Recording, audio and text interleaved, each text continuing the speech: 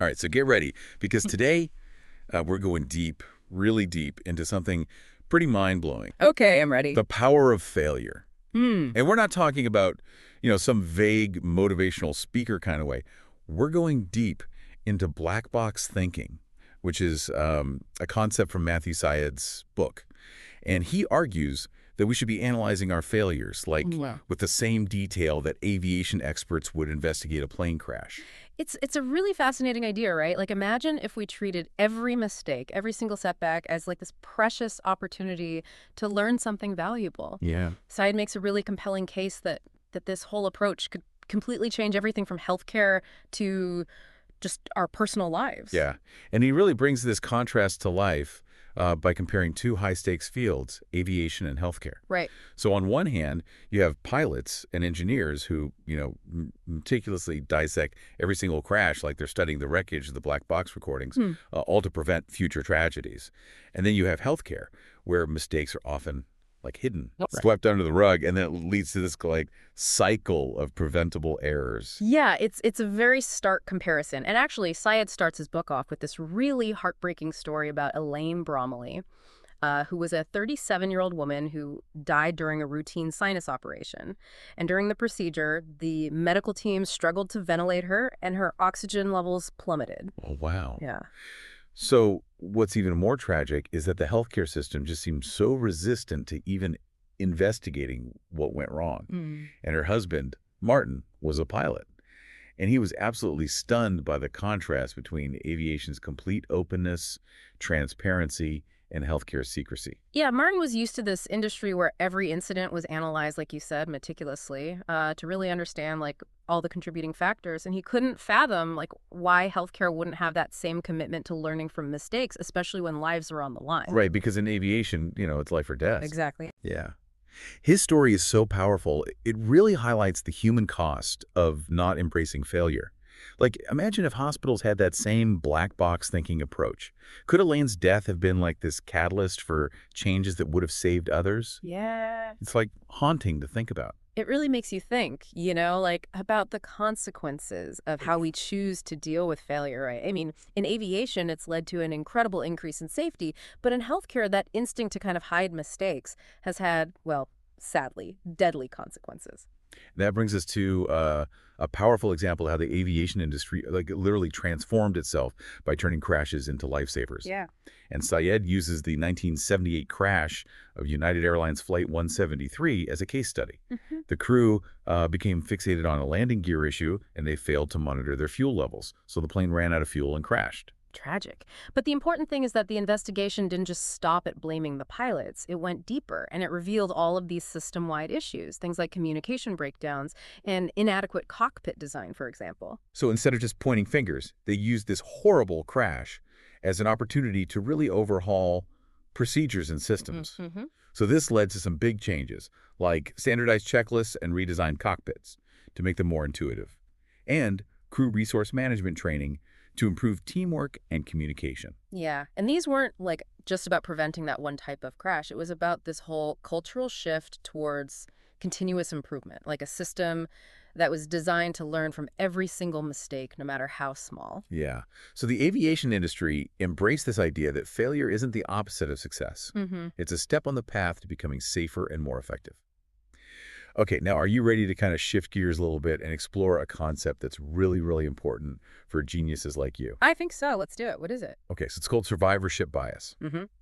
And Syed introduces it through this fascinating story of Abraham Wald, a mathematician who was really, really important during World War II.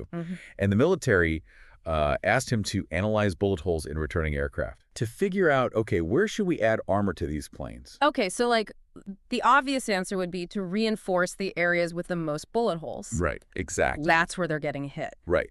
But Wald, brilliant mind that he was, saw things totally differently. Oh. He realized that they were only looking at the planes that survived. The planes that had been shot down, the ones that didn't make it back, those were the ones that had been hit in the truly vulnerable spots. I never thought about it like that. Right. So it's survivorship bias. You're focused on the successes, the planes that made it back, but you're ignoring all that critical information that's hidden in the failures. Exactly. And Wald's Insight led to a totally different approach to armor placement, and it probably saved so many lives. Wow, that's amazing. It's such a good example of how our intuition can sometimes lead us astray, especially where we're only focused on what we can see, the successes.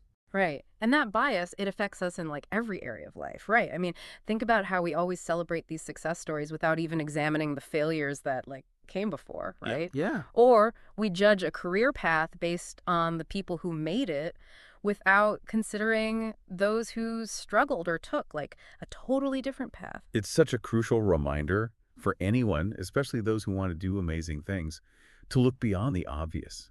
Like, seek out the stories of failure and extract those lessons, because those lessons are often hidden, but they are the key to true innovation and progress. They are. And speaking of how our minds can play tricks on us, let's talk about cognitive dissonance. It's this theory that Leon Festinger developed, and it explains why we so often resist admitting that we're wrong, even when the evidence is like right in front of us. Right. So basically, when our beliefs clash with reality, it creates this tension, this dissonance that we desperately want to resolve. Right. And we do some mental gymnastics to do it. Yeah, exactly.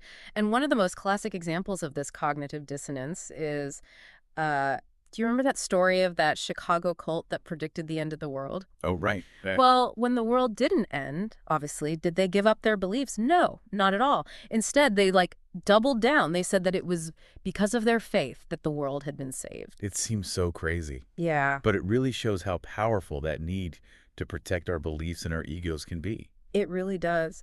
And this cognitive dissonance, it's not just limited to doomsday cults. It affects us all, and it can have some really big consequences, especially in systems that are supposed to be based on facts and evidence. Take the criminal justice system, for example. Right. Syed actually dives into the Innocence Project. They've used DNA evidence to exonerate so many people who were wrongly convicted. And it's amazing how often prosecutors and police, they just clung to their initial beliefs, even when presented with scientific proof that they were wrong. Right. It just shows that even highly trained professionals, like people whose job it is to be objective, can still fall prey to these cognitive dissonance, and their need to be right, to protect their reputation and their ego, can be more powerful than their commitment to the truth. Which makes you really question the systems that we rely on. It does. It's not just people, it's these whole systems that can get trapped. Sai even talks about those economic debates around inflation and quantitative easing. And there was this group of economists who predicted this huge, disastrous inflation, and then it didn't happen.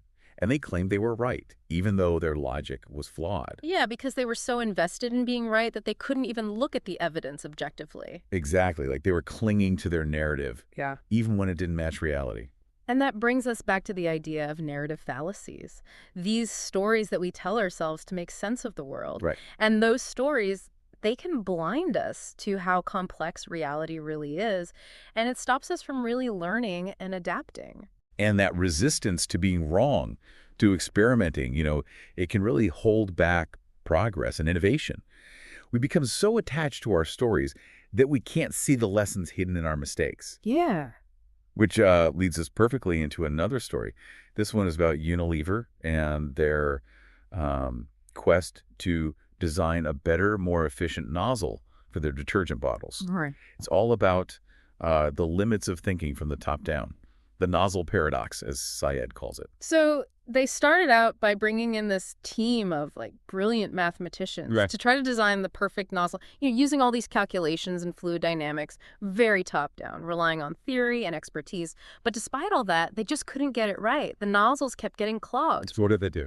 They embraced a more bottom-up approach. They started experimenting, trying different things, incorporating feedback from users. They let go of that need for this perfect engineered solution, and they just embraced the messiness of trial and error. And that's how they found a solution that worked. Exactly. It wasn't elegant, it wasn't perfect, but it was effective. Right.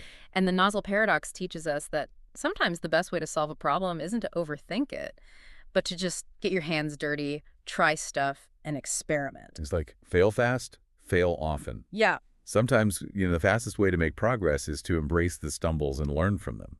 Absolutely. It's about combining smart design with this constant iterative testing, not getting stuck in the pursuit of perfection from the very beginning. And speaking of perfectionism, Syed has a story about Drew Houston, the founder of Dropbox. Yeah. Houston almost missed his whole opportunity. because he was so fixated on creating this, like, perfect product. He had this amazing idea, this vision, for this like seamless file sharing platform, but he kept putting off the launch. He was waiting for it to be perfect. And meanwhile, all these other less sophisticated file sharing platforms, they were gaining traction because they were willing to just put their product out there, Right. get feedback, and just like iterate. It's really interesting how the fear of not being good enough can just stop creativity and innovation in its tracks. It really is. And in the end, it was those platforms that embraced imperfection that ended up being successful, right? Yeah. Because they were willing to fail and to learn along the way. They understood that perfection can sometimes stop progress, especially in the fast-moving tech world. So we've talked about, like, a lot, from the consequences of ignoring failure to the surprising benefits of embracing it. And there's this theme, acknowledging and analyzing our mistakes can lead to those aha moments and, like, huge innovations. Yeah.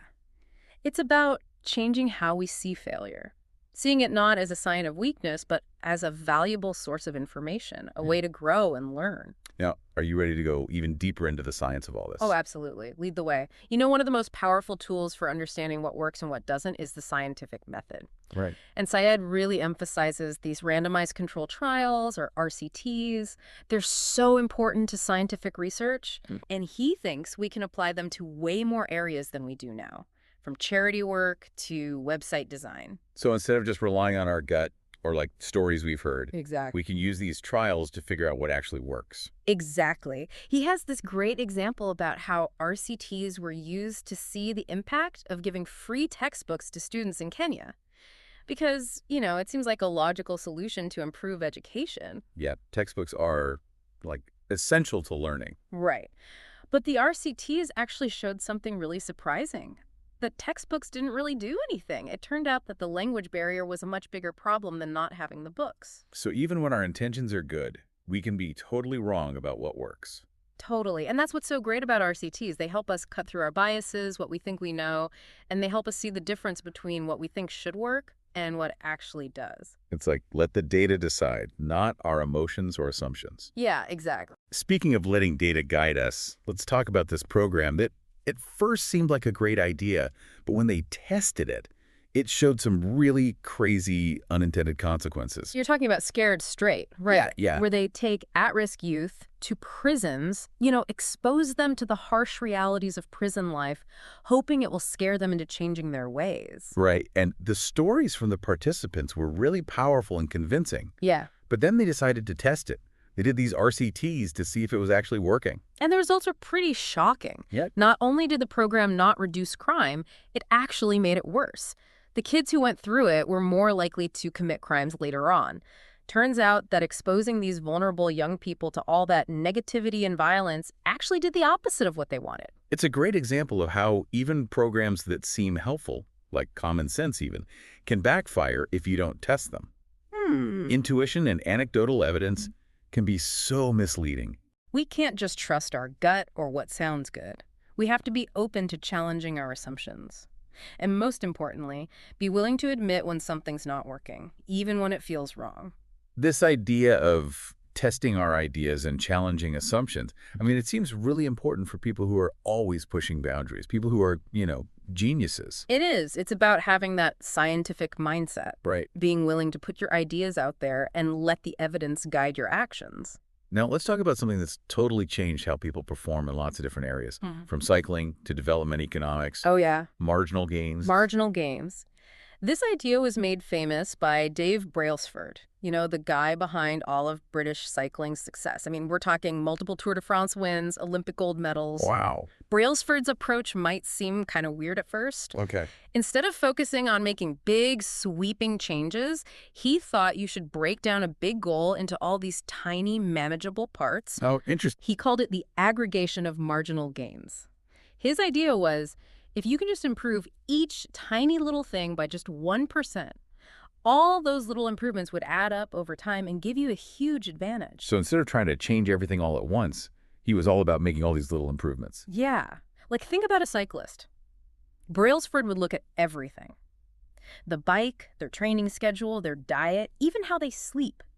And he'd look for ways to make tiny changes, like maybe a helmet that cuts through the air better, or changing the handlebars, or making sure their bedroom was perfect for sleeping. So all these tiny things, they might not seem important on their own, but when you put them all together, Exactly. they make a big difference. Like that saying, a chain is only as strong as its weakest link. Right. And this idea goes way beyond sports. Syed actually connects Brailsford's ideas to the work of Esther Duflo, a Nobel Prize-winning economist. And she's used these RCTs to find the best ways to fight poverty. So instead of just throwing money at a problem and hoping it works, we can use data to find those small changes that can make a big difference in people's lives. Yeah. It's about having a scientific approach to solving problems, whether we're talking about athletes or tackling poverty. This whole idea of marginal gains is so cool. It's like this secret weapon that anyone can use to get amazing results. It really is. And it reminds us that progress doesn't always have to come from these huge, radical changes. Sometimes it's the small, consistent improvements that make the biggest difference. It's about consistency and paying attention to all the little details. Okay, so let's take this idea of constant improvement and apply it to something where, like, every millisecond counts. What do you have in mind? Formula One racing. Yeah. Syed takes us inside the Mercedes team, and he shows how they built their dominance through this culture of always innovating and testing. Yeah, the Mercedes team created what you could call an optimization loop. They were constantly pushing the limits, looking at data, finding ways to get better, and then making those changes. Always trying to find that tiny advantage that would put them ahead. And a big part of that was how they thought about failure. Right. They weren't afraid of it. They saw every setback, every mechanical problem, every bad lap as a chance to get better. They knew that if you want to make progress, you have to push the limits, and you're going to fail sometimes. So they used those failures to learn and make new things. So they used failure to make themselves better. Yeah.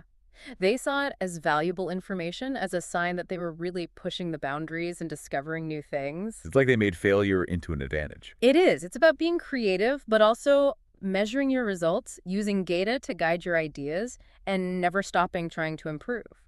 Now, we've talked a lot about how embracing failure is good, how it can help us innovate and progress, but things get really complicated when you add blame to the mix. Yeah, it can get messy. And Syed looks at this issue through the tragic story of Libyan Arab Airlines Flight 114, which was shot down by Israeli fighter jets after it accidentally flew into their airspace. Right. Really sad situation. It's a really good example of how dangerous it is to jump to conclusions, to rush to blame someone before you really know what happened. Definitely. At first, everyone blamed the pilots, but as they investigated, they found out it was much more complicated than that. The Libyan pilots had some problems with navigation and accidentally went into Israeli airspace. There were a lot of misunderstandings and missed communications. And sadly, the Israeli jets thought the plane was a threat and made that awful decision to shoot it down. It just shows how quickly we want to blame someone when something bad happens. It can stop us from seeing the whole picture. That need to find a scapegoat is just part of being human, right? It's easier to blame someone than to deal with all the complicated reasons why something went wrong. Yeah. But as we've seen, this blame culture can really hurt us. It stops people from being honest and discourages them from reporting mistakes. And ultimately, it stops us from learning and improving. It makes people scared, and then they worry more about protecting themselves than about fixing the problem. And that's why Syed likes the idea of a just culture, a place where mistakes are seen as chances to learn, not as things to be punished for. Right.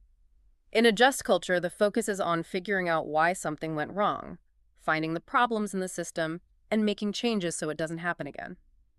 It's about understanding instead of blaming, about preventing problems instead of punishing people.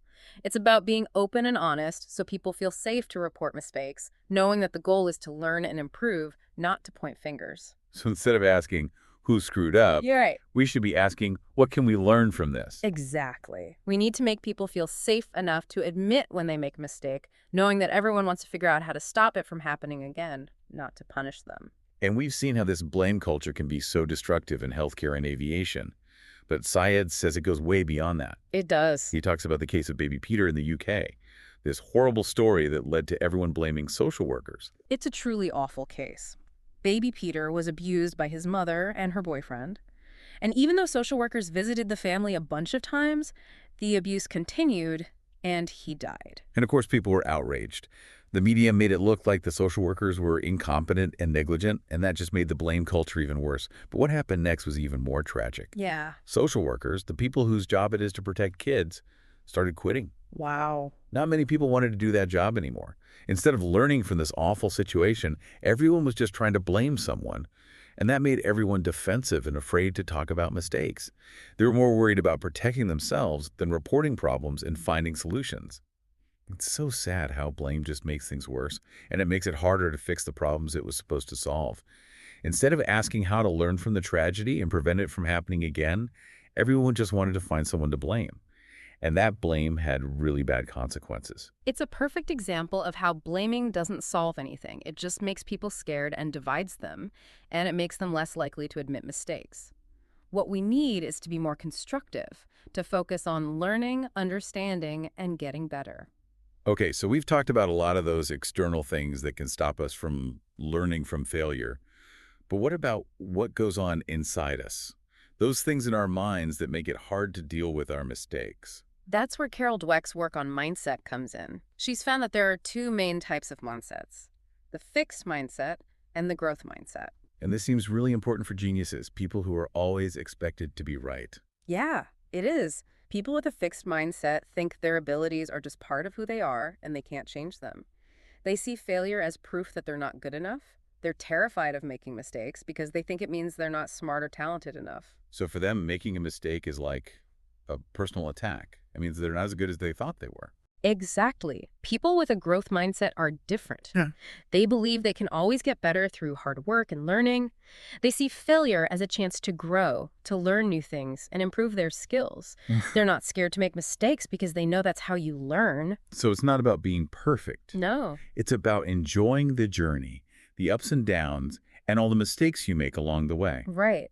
And it turns out that this little difference in what you believe can totally change how you deal with challenges, setbacks, and, of course, failures. So how do you know if someone has a fixed or a growth mindset?